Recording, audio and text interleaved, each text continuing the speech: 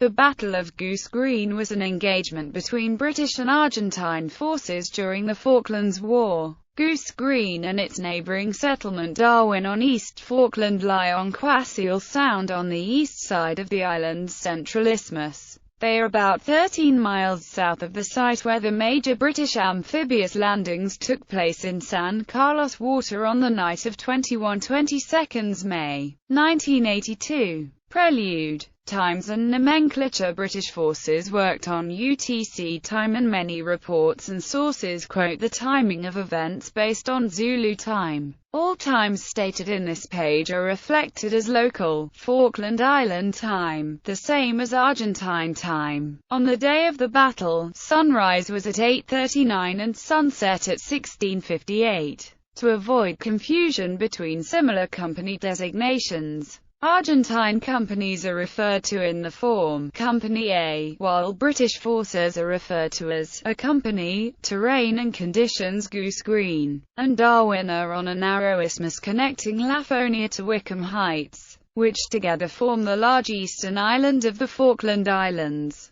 The terrain is rolling and treeless and is covered with grass outcrops. Areas are thick gorse and peat bogs, making effective camouflage and concealment extremely difficult. From May to August, the southern hemisphere winter, the ground is sodden and frequently covered with brackish water, causing movement to be slow and exhausting, especially at night. The isthmus has two settlements, both on the eastern coastal edge, with Darwin settlement to the north and Goose Green to the south. The islands have a cold, damp climate and light, drizzly rains occur 2 out of every 3 days with continuous winds. Periods of rain, snow, fog, and sun change rapidly, and sunshine is extremely limited, leaving few opportunities for troops to warm up and dry out. Reasons for the attack. The bulk of the Argentine forces were in positions around Port Stanley, about 50 miles to the east of San Carlos.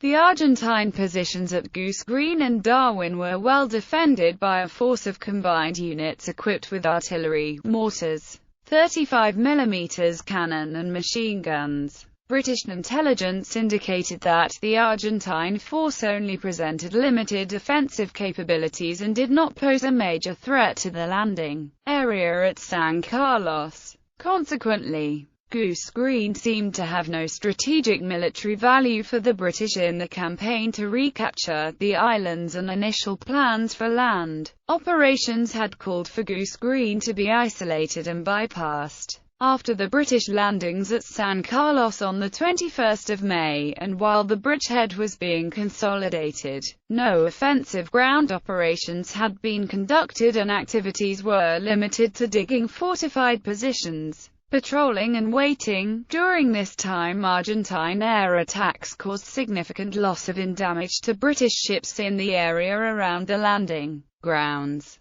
These attacks, and the lack of movement of the landed forces out of the San Carlos area, led to a feeling among senior commanders and politicians in the UK that the momentum of the campaign was being lost. As a result, British Joint Headquarters in the UK came under increasing pressure from the British government for an early ground offensive of political and propaganda value. There were also fears that the United Nations Security Council would vote for a ceasefire, maintaining current positions. If the Darwin-Goose Green Isthmus could be taken prior to such a decision, British forces would control access to the entire Lafonia and thus a significant portion of East Falkland. On the 25th of May, Brigadier Julian Thompson, Ground Forces Commander, commanding 3 Commando Brigade, was again ordered to mount an attack on Argentine positions around Goose Green and Darwin. Argentinian defenses. The defending Argentine forces, known as Task Force Mercedes,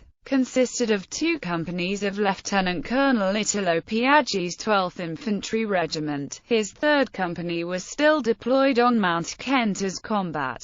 Team Solarian was only to rejoin the battalion after the first day's fighting. The task force in 1982 also contained a company of the Ranger-type 25th Infantry Regiment. Air defense was provided by a battery of 6 20mm Rheinmetall manned by Air Force personnel and 2 radar-guided Oerlikon 35mm anti-aircraft guns from the 601st Anti-Aircraft Battalion that would be employed in a ground support role in the last stages of the fighting. There was also 1 battery of 3 OTO Melara Mod 56,105mm pack howitzers from the 4th Airborne Artillery Regiment. Pukaras based at Stanley, armed with rockets and napalm, provided close air support.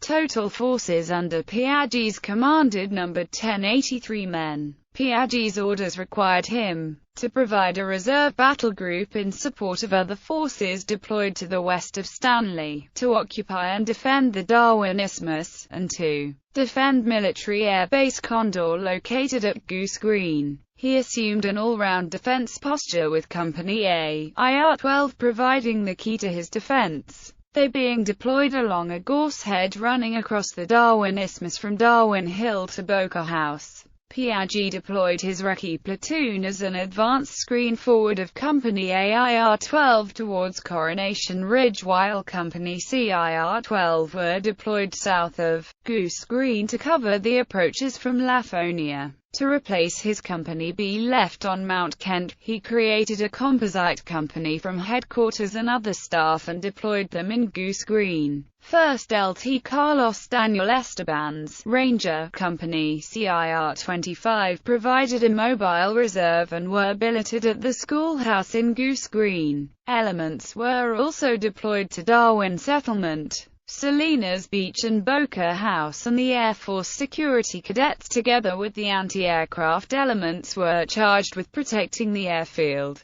Minefields had been laid in areas deemed tactically important to provide further defense against attack. On paper Piaggi had a full regiment, but it consisted of units from 3 separate regiments from 2 different brigades, none of whom had ever worked together. IR-12 consisted mostly of conscripts from the northern, subtropical province of Corrientes, while the IR-25 company was considered an elite formation and well led. At the start of the battle, the Argentinian forces had about the same number of effective combatants as the British paratroopers. Some elements were well trained and displayed a high degree of morale and motivation, one of their officers remarking that, "We are going to defend something that is ours." Other companies were less well motivated, with the 12th Regiment chaplain, Padre Santiago Mora writing, "The conscripts of 25th Infantry wanted to fight and cover themselves in glory. The conscripts of 12th Infantry Regiment fought because they were told to do so.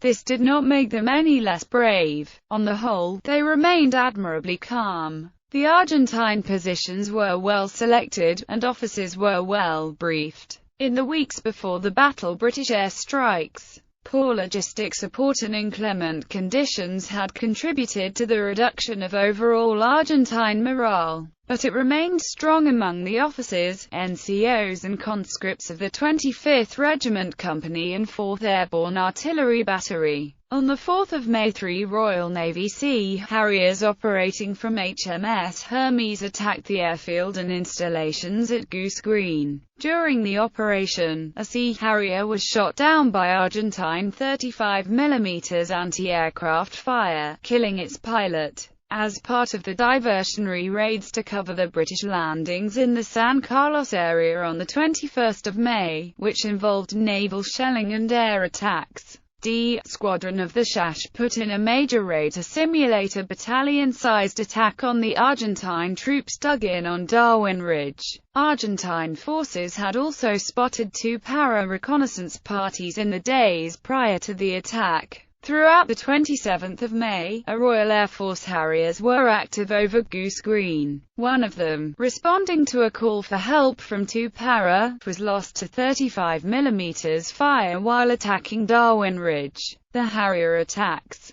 the sighting of the reconnaissance elements, as well as the BBC announcing that the 2nd Battalion of the Parachute Regiment were poised and ready to assault Darwin and Goose Green the day before the assault, alerted the Argentine garrison to the impending attack. British Assault Force Thompson ordered 2nd Battalion of the Parachute Regiment to prepare for and execute the operation, as they were the unit closest to Goose Green in the San Carlos defensive perimeter. He ordered Lieutenant Colonel Herbert H. Jones, officer commanding 2 Para. 2, carry out a raid on Goose Green Isthmus and capture the settlements before withdrawing in a reserve for the main thrust to the north. The capture component appealed more to Jones than the raid component, although Thompson later acknowledged that he had assigned insufficient forces to rapidly execute the capture part of the orders. 2 Para consisted of 3 rifle companies, 1 patrol company, 1 support company and an HQ company. Thompson had assigned 3 105mm artillery pieces with 960 shells from 29 Commando Regiment, Royal Artillery, 1 Milan anti-tank missile platoon and scout helicopters as support elements. In addition, close air support was available from 3 Royal Air Force Harriers, and naval gunfire support was to be provided by HMS Arrow in the hours of darkness. SHASH reconnaissance had reported that the Darwin, Goose Green area was occupied by 1 Argentine company. Brigade intelligence reported that enemy forces consisted of 3 infantry companies,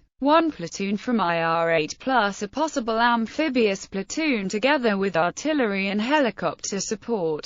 Jones was not too perturbed by the conflicting intelligence reports and, incorrectly, tended to believe the SHASH reports, on the assumption that they were actually on the spot, and were able to provide more accurate information than the brigade intelligence staff. Based on this intelligence and the orders from Thompson, Jones planned the operation to be conducted in 6 phases, as a complicated night-day, silent, noisy attack. C Company was to secure the start line, and then A Company was to launch the attack from the start line on the left side of the isthmus. B Company would launch their attack from the start line directly after A Company had initiated contact and would advance on the right side of the isthmus. Once A and B Companies had secured their initial objectives, D Company would then advance from the start line between A and B Companies and were to go firm on having exploited their objective.